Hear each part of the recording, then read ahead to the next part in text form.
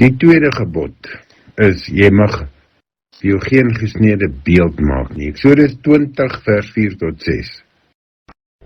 Luisteraars, verlede week het ons stil gestaan by eerste gebod, jy mag geen ander gode voor my aangesig hê nie. Vandag beweeg ons na die tweede gebod. Die eerste gebod vra, wie aanbid jy? Die tweede gebod vra, hoe aanbid jy hom? Die Here sê in Eksodus 20, jy mag vir jou geen gesnede beeld of enige afbeelding maak, jy mag nie jou voor nie neerbuig en hulle nie dien nie.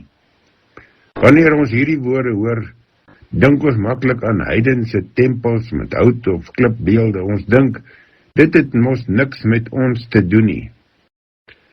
Maar die tweede gebod gaan heel veel dieper.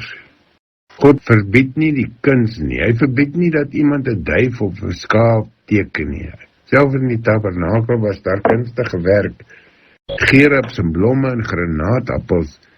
Die probleem is nie kuns nie. Die probleem begin wanneer die mens probeer om God vas te vang in iets wat hy self gemaak het.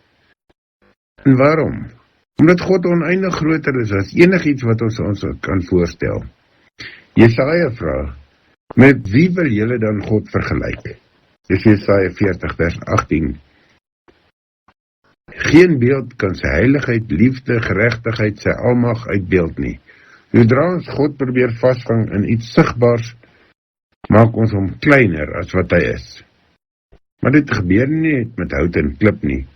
Ons kan ook 'n verkeerde beeld van God in ons gedagtes vorm. Sommige dink God is net liefde en sal nooit oordeel nie. Ander dink hy is net streng en sonder genade. Party sien hom as 'n nooddiens wat net geroep word wanneer daar probleme is. Dit is alles beelde wat ons maak. Die Bybel leer ons egter dat God homself openbaar. Ons bepaal nie wie God is nie. Hy vertel vir ons wie hy is. En daarom lees ons die skrif, daarom luister ons na sy woord en bid ons. Ons leer hom ken soos hy homself bekend maak. Aan die einde van die Ou Testament het mense nog gewag op die volle openbaring van God. Toe kom Jesus Christus. Paulus skryf in Kolossense 1:15, hy is die beeld van die onsienlike God. Nie 'n beeld wat mense gemaak het nie, maar God self wat mens geword het. As jy wil weet hoe God is, kyk na Jesus. Sy liefde, waarheid, na sy kruis, sy opstanding. En daar sien ons die Vader. Die tweede gebod nooi ons dus uit om God nie volgens ons eie verbeelding te dien nie, maar volgens sy openbaring. Kom ons vra vandag om die Here sy openbaring aan ons, sodat ons hom kan leer soos hy werklik is. En nie soos ek of jy graag wil nie. Maar die tweede gebod leer ons ook van moderne afgode. Soos in Psalm 115 vers 1 tot 8. Die tweede gebod laat ons vandag 'n belangrike vraag vra. Het afgode nog vandag, bestaan dit nog vandag? Die meeste van ons het nie hout of klipbeelde in ons huise nie, maar afgode lyk anders. Psalm 115 beskryf afgode as iets wat mense met hulle eie hande maak. Dan sê die Psalm, hulle het oë maar hulle sien nie, ore maar hulle hoor nie. Die afgode kan niks doen nie. En dan volg die aangrypende woorde, die wat hulle maak, sal net soos hulle word. Met ander woorde, dit wat jy aanbid vorm jou lewe. Dit geld vandag nog.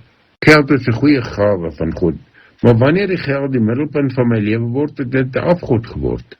Werk is 'n roeping, maar wanneer werk vir my belangriker word as God, is dit 'n afgod. Selfs sport, tegnologie, ontspanning kan die plek inneem wat net aan God behoort. Soms word selfs godsdiens 'n afgod. Wanneer tradisies belangriker word as Christus, wanneer mense hulle vertroue plaas in seremonies eerder as in die Here, wanneer ons meer lief is vir ons voorkeur as vir God se woord, dan het iets anders die troon in ons hart ingeneem. Die tweede gebod herinner ons, God wil nie 'n plek in ons lewe hê nie, hy wil die eerste plek hê. En dan moet ons gereeld vra, wat beheers my gedagtes? Waaroor praat ek die meeste? Waarvoor offer ek die meeste tyd op? Waar lê my grootste vertroue? En die antwoord op hierdie vraag wys dikwels dat ons eintlik iemand of iets anders aanbid. Matteus 6 vers 21 sê vir ons, waar julle skat is, daar sal julle hart ook wees. Mag ons skat altyd by die Here wees. En mag die Here vir ons enige afgod wat ongemerk in ons harte ingesluip het, wys, sodat hy weer eerste plek in ons lewe kan inneem. En die tweede gebod leer ons ook om in gees en in waarheid te aanbid. Luister as die Jesus, die Samaritaanse vrou by die put praat, het sy gevra waar mense reg moet aanbid, of waar mense God reg moet aanbid, op hierdie berg of in Jerusalem.